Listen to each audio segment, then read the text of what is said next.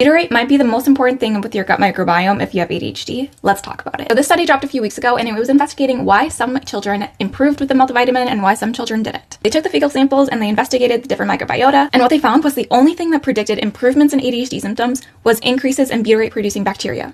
So really what this means is we should focus on eating more foods that improve our butyrate production. This looks like resistant starches, so whenever you eat your rice, just cool it down beforehand. That's Annika. She's my friend. She knows so much about ADHD. I have ADHD, so we bonded. I also am a gut health dietitian, and she sent me this study to look at. So what's really interesting is it all just goes back to me explaining why we need to eat diverse sources of fiber. All fruits, vegetables, nuts, seeds, whole grains, beans, legumes are going to have both insoluble and soluble fibers. Certain fibers are going to be food for our gut, and when our gut bacteria eats those certain fibers that are fermentable, that creates things like short-chain fatty acids, butyrate, propionate, acetate.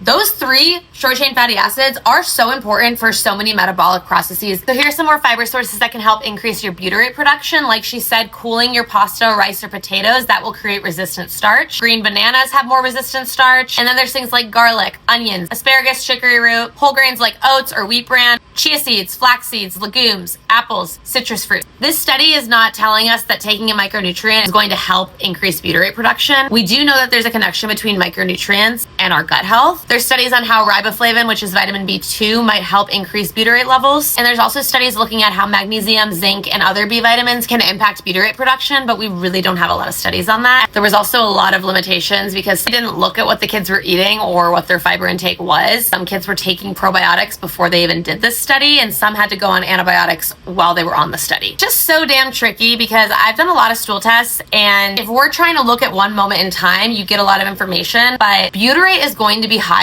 if you get diversity. More diversity is going to help you in all aspects of your life.